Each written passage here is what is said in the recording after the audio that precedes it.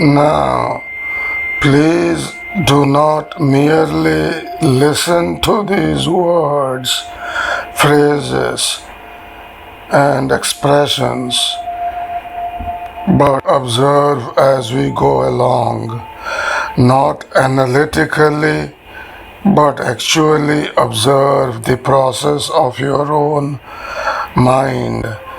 See how it is working, how it is looking at itself. Then you will be actually listening, not trying to translate what you hear according to your prejudices and conditioning. Because the world is in such a frightful state, there is such catastrophe and misery that we must live a different kind of life. There must be a fundamental revolution in our way of thinking. Man has apparently chosen war, conflict as the way of life, and there is a revolt among the young against all this. But unfortunately, such a revolt has very little meaning unless one has found for oneself the basic answers to the fundamental questions of life. Hi, welcome to the Krishnamurti podcast with Samyogi. This is episode number 83. The date today is October 17th, 2025, and it's a Friday. Now, we have been talking for the last 2 days on the 9th talk at Oman, Holland, which Krishnamurti delivered on August 10th, 1933. One thing about these talks is that he has talked about hindrances or barriers which prevent us from meeting life headlong in the present. And these barriers are, but not limited to, hindrances like prejudice, tradition, authority, security, fear, and postponement, which make our action in the present incomplete, which make our life in the present incomplete. And understanding these barriers, not transcending them as people commonly think they have to do. Understanding fear is itself action. Now let's look at the exact text, and I'll read it out. Krishnamurti says, "Now I say, do not examine consciously or subconsciously hindrances which lie in the past. Do not dig out from the dead past into the present all dead hindrances, but begin to live in the present, and then in that living quality all our hindrances come into activity without your going back. Begin to live in the present,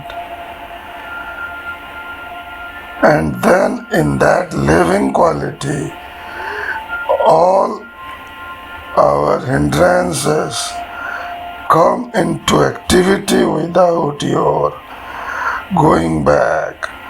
In that there is a joy.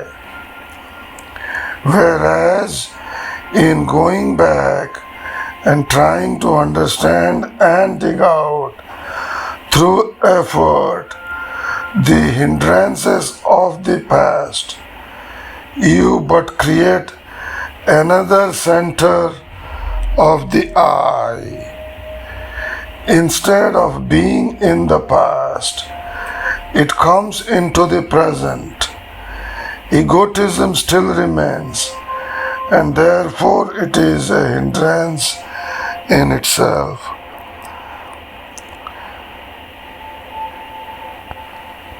It is like a ship. In its movement, it knows its hindrances.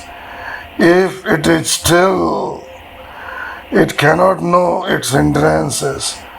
Now you are still and trying to dig out from the past or trying to get rid of your hindrances.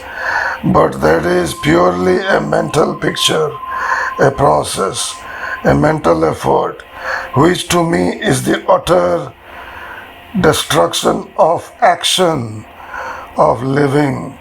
Whereas if in your movement, if in your action, whatever it is, you are both mentally and emotionally fully awake, then you will know what is impeding you. And in that flame of awareness, that impediment is destroyed because you have understood the cause. So I hope you see that it is not through the accumulation of ideas, of experience, of knowledge, that you can come to that fullness, that plenitude of life, nor through making an effort to liberate yourself from hindrances, which again is utterly false. But in your action, you become aware of your hindrances, and you will, if you act with completeness, with your whole mind and heart, then in that awareness, you will know what the hindrances are, and therefore the cause. But then you will tell me, I am incapable of meeting experience fully. Therefore, I go into the subconscious and drag out all the hindrances so that I can meet fully the present. But you do meet fully, completely, everything in which you are interested. If that action or if that problem is really vital, then you do meet it fully. So what is happening? You do not meet things fully because you are all the time trying to escape. Do not say I must get rid of escape, but become conscious that you are escaping, and then you will cease to escape. What I want to convey is very difficult to put into words. You cannot understand the whole significance of life through a division, through a part, and all our effort is to go through a part, through individuality, through getting rid of hindrances, through effort, which creates another particularity. Effort exists so long as there is a part, and you cannot come through a part to the whole. You cannot understand it. You cannot realize the whole loveliness of that completeness through a little thing, through though one experience will, if rightly approached, give you the whole.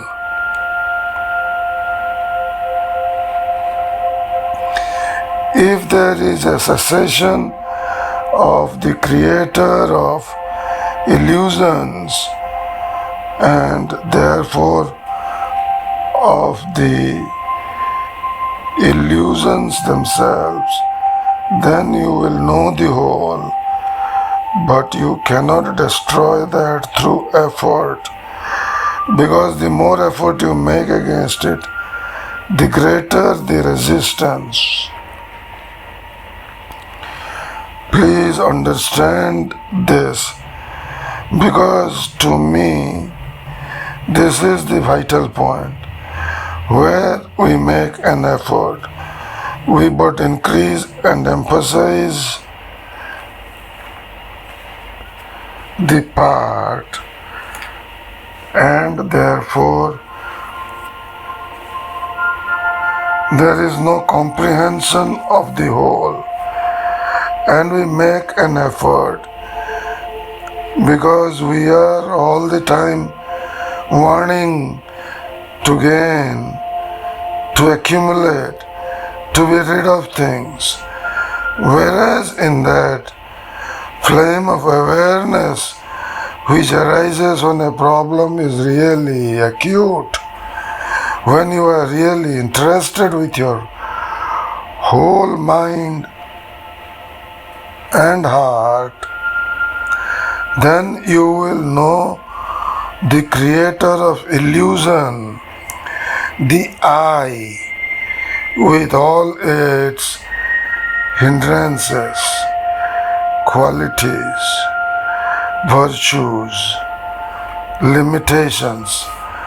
The moment you know the creator of illusion, there is a cessation of the cause which creates illusions.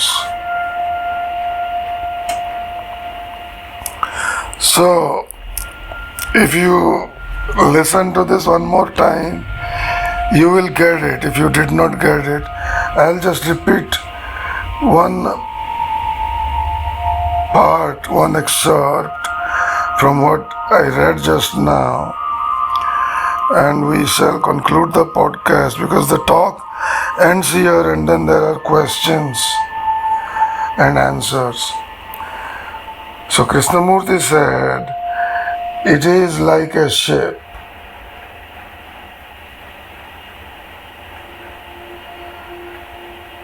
In its movement, it knows its hindrances. Instead of being in the past, it comes into the present. Egotism still remains, and therefore it is a hindrance itself. It is like a ship. In its movement, it knows its hindrances. If it is still, it cannot know its hindrances. Now you are still trying, now you are still and trying to dig out from the past, or trying to get rid of your hindrances. But that is purely a mental picture, a process, a mental effort, which to me is the utter destruction